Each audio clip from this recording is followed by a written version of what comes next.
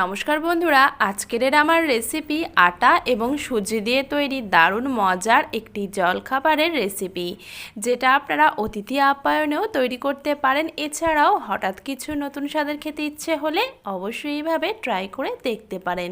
খেতে ভীষণ ভালো লাগে, একেবারে নরম তুলতুলে আর ফুলকো ফুলকো হয়। তো চলুন বন্ধুরা, রেসিপিটা শুরু করা যাক।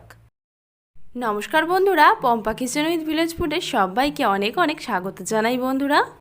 তো বন্ধুরা, রেসিপির প্রথমেই আমি একটি ফ্রাইং প্যানের মধ্যে নিয়ে নিচ্ছি হাফ বাটি পরিমাণ সুজি। তারপর এই সুজির মধ্যে দিয়ে দেব 10 টাকা প্যাকেটের 1 প্যাকেট গুঁড়ো দুধ। এখানে প্রায় 2 টেবিল চামচের মতন গুঁড়ো দুধ রয়েছে। এই রেসিপির জন্য অবশ্যই একটু গুঁড়ো দুধ ব্যবহার করবেন, তাতে খেতে কিন্তু দুর্দান্ত লাগে। দুধটা দিয়ে দেওয়ার পর একটা হ্যান্ড উইক্স দিয়ে সুজির সঙ্গে প্রথমে খুব ভালো করে মিশিয়ে নেব। খুব ভালো করে মিশিয়ে নেওয়া হয়ে যাওয়ার পরে যে বাটি মেপে সুজি নিয়েছিলাম, ওই একই বাটি পরিমাপ করে নিয়ে নেব 1 বাটি পরিমাণ হালকা উষুম গরম জল। আঙুল ডুবিয়ে রেখে সহ্য করা যাবে এরকম গরম জল নিতে হবে। জলটা দিয়ে দেওয়ার পর সুজির সঙ্গে খুব ভালো করে মিশিয়ে নেব। জল কিন্তু খুব একটা বেশি গরম দেওয়া যাবে না, একদমই হালকা উষ্ণ গরম দিতে হবে। ভালো করে মিশিয়ে নেওয়া হয়ে যাওয়ার পর এই পর্যায়ে দিয়ে দিচ্ছি হাফ বাটি পরিমাণ চিনি। চিনিটা দিয়ে দেওয়ার পর আবারও খুব ভালো করে মিশিয়ে নেব। এরকম গরম অবস্থাতেই চিনিটা দিলে চিনিটা খুব দ্রুতই গলতে শুরু করবে আর ব্যাটারটা অনেকটাই পাতলা হয়ে যাবে। আপনারা চাইলে গোটা চিনির পরিবর্তে গুঁড়ো চিনিও এখানে ব্যবহার করতে পারেন, অথবা আপনারা চাইলে এখানে গুড়ও দিতে পারেন। গ্রেট করে এর মধ্যে দিয়ে দিলে গুড়টা খুবই দ্রুত গলে যাবে। চিনিটা দিয়ে দেওয়ার পর ভালো করে মিশিয়ে নিচ্ছি, আর মেশাতে মেশাতে দেখুন চিনিটা যত গলতে শুরু করবে ব্যাটারটা কিন্তু ততটাই পাতলা হবে। ভালো করে মিশিয়ে নেওয়া হয়ে গিয়েছে। এবারে আমি একটা পাত্র ঢাকা দিয়ে এই মিশ্রণটাকে রেস্টে রেখে দেব 7 থেকে 8 মিনিটের জন্য। 8 মিনিট আমি এখানে রেস্টে রেখে দিয়েছিলাম, আর দেখুন সুজির এই মিশ্রণটা অনেকটাই পাতলা ঘনত্বের হয়ে গিয়েছে চিনিটা সম্পূর্ণ গলে যাওয়ার পর। এবারে আমি সুজির মিশ্রণটিকে একটি অন্য পাত্রের মধ্যে ঢেলে নেব। এখানে আমি একটা বাটির মধ্যে সমস্ত সুজির মিশ্রণটাকে ঢেলে নিয়েছি। এবারে এর মধ্যে দিয়ে দেব একই বাটি পরিমাপ করে 1 বাটি পরিমাণ আটা। আমি এখানে আটা ব্যবহার করছি, আপনারা চাইলে ময়দা দিয়েও তৈরি করতে পারেন। তবে আটাটা একেবারে দিয়ে দেওয়া যাবে না, অল্প অল্প করে দেব আর মেশাতে থাকবো। এইভাবে মেশালে কোনো রকম ব্যাটারের মধ্যে দলা ভাব তৈরি হয় না বা গুটলি ভাব তৈরি হয় না, আর মিশ্রণটা কিন্তু একদম স্মুথভাবে তৈরি হয়। তো দেখুন অর্ধেকটা পরিমাণ আটা দিয়ে দিয়েছিলাম, এবারে যতটা পরিমাণ শেষ পর্যায়ে আটা ছিল সবটা দিয়ে দিয়েছি।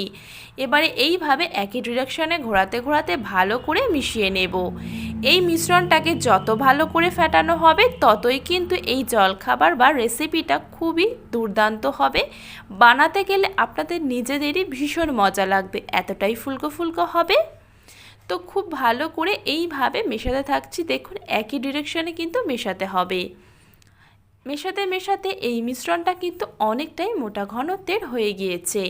আমি কতটা পরিমাণ জল এই মিশ্রণের জন্য ব্যবহার করব সেটা আমি অবশ্যই শেষে আপনাদের বলে দেব। প্রথম পর্যায়ে 1 বাটি পরিমাণ উষ্ণ গরম জল ব্যবহার করেছিলাম। এবারে এই মিশ্রণের মধ্যে দিয়ে দিচ্ছি আরও হাফ বাটি পরিমাণ হালকা উষ্ণ গরম জল। মানে যতটা পরিমাণ শুকনো উপকরণ নিয়েছি তার সমপরিমাণ এখানে জল ব্যবহার করব। তবে সুজি যদি মোটা ঘনত্বের হয়ে থাকে সেক্ষেত্রে অল্প একটু জলের কম বেশি হতে পারে পরিমাপের ক্ষেত্রে। তো দেখুন আমি হাফ বাটি পরিমাণ জল নিয়েছিলাম, অনেকটা পরিমাণ দিয়ে দিয়েছি আর কিছুটা রেখে দিয়েছিলাম। আগে প্রথমে ভালো করে মিশিয়ে নেব। আমি যে পরিমাণ ব্যাটারের ঘনত্বটা রাখতে চাই সেটা কিন্তু অবশ্যই আপনাদের ভালো করে দেখে নিতে হবে। তো হাফ বাটি পরিমাণের যতটা জল ছিল সেটাও দিয়ে দিয়েছি। টোটাল আমি এখানে 1.5 বাটি পরিমাণ শুকনো উপকরণের জন্য 1.5 বাটি পরিমাণ জল ব্যবহার করেছি। ভালো করে মিশিয়ে নেওয়ার পর 2 থেকে 3 মিনিট ভালোভাবে ফেটাতে হবে। যত ভালো করে এইভাবে ফেটাবেন ততই কিন্তু ফুলকো ফুলকো আর একদম নরম তুলতুলে হবে এই জলখাবারটি। ভালো করে মিশিয়ে নেওয়া হয়ে যাওয়ার পর একটা চামচের সাহায্যে আপনাদের মিশ্রণের ঘনত্বটা আমি অবশ্যই দেখিয়ে দেব। দেখুন ঠিক এরকম ঘনত্বের বানাতে হবে, ওপর থেকে ফেললে হালকা একটা পাটপাট হয়ে পড়বে আর দ্রুতই মিশে যাবে এই মিশ্রণের সাথে। এই পর্যায়ে যেহেতু আটা মিশিয়েছি তার জন্য মিশ্রণটাকে 2 থেকে 3 মিনিট এইভাবে ঢাকা দিয়ে রেখে দেব। 3 মিনিট পর ঢাকা খুলে নিয়েছি। মিশ্রণটাকে আরও একবার ভালো করে ফেটিয়ে নেব। যতবার মিশ্রণটাকে আমি তৈরি করতে যাব ততবার কিন্তু ভালো করে ফেটিয়ে নিতে হবে। মিশ্রণের ঘনত্ব তো আমি আপনাদের দেখিয়ে দিয়েছি, তাও এইভাবে চামচের পেছনে কোট করে নেওয়ার পর একটা আঙুল দিয়ে দাগ টেনে দেখবেন একে অপরের সঙ্গে মিলিয়ে যাবে না, অথচ চামচের গায়ে কিন্তু একটা হালকা কোটিং তৈরি হবে। ঠিক এরকম ঘনত্বেরই মিশ্রণটা তৈরি করতে হবে। আমি দুইভাবে আপনাদের মিশ্রণের ঘনত্ব দেখিয়ে দিয়েছি, খুব ভালো করে দেখে নেবেন বন্ধুরা, তাহলেই পারফেক্ট তৈরি হবে রেসিপিটা। মিশ্রণ আমার একদম রেডি হয়ে গেছে, সাথে সাথেই চলে যাব বানিয়ে নেওয়ার জন্য। আর এখানে এই জলখাবারটা ভেজে নেওয়ার জন্য কিছুটা তেল ভালো করে গরম করে নিয়েছিলাম, 1 চামচ পরিমাণ ব্যাটার দিয়ে দিয়েছি। যতক্ষণ না এই মিশ্রণটা উপরের দিকে ভেসে উঠছে ততক্ষণ কিছুই করব না। যখন ভেসে উঠবে সেই পর্যায়ে এইভাবে একটা বড় চামচ দিয়ে ওপর থেকে তেল দিতে থাকবো, তাহলেই দেখবেন সুন্দরভাবে ফুলে উঠবে। এতটাই ফুলকো ফুলকো হবে যে উল্টে পাল্টে ভেজে নিতেও কিন্তু অসুবিধা হবে, কিন্তু বেশ মজাও হবে। এত সুন্দর ফোলার কারণে কিন্তু ভাজতে বেশ মজা লাগে বন্ধুরা। আর আজকের আমি এই রেসিপিতে আপনাদের অনেকগুলোই এইভাবে ভেজে দেখাবো। আমাকে অনেক বন্ধুই কমেন্ট করেন যে দু একটা ভেজে নিয়ে দেখালেই এটা অবশ্যই বিশ্বাসযোগ্য নয় যে আপনার সমস্ত জলখাবারগুলো ফুলেছে। সেই জন্য আমি আপনাদের আজকের অনেকগুলো বানিয়ে দেখাবো আর 2 রকম পদ্ধতিতে বানিয়ে দেখাবো।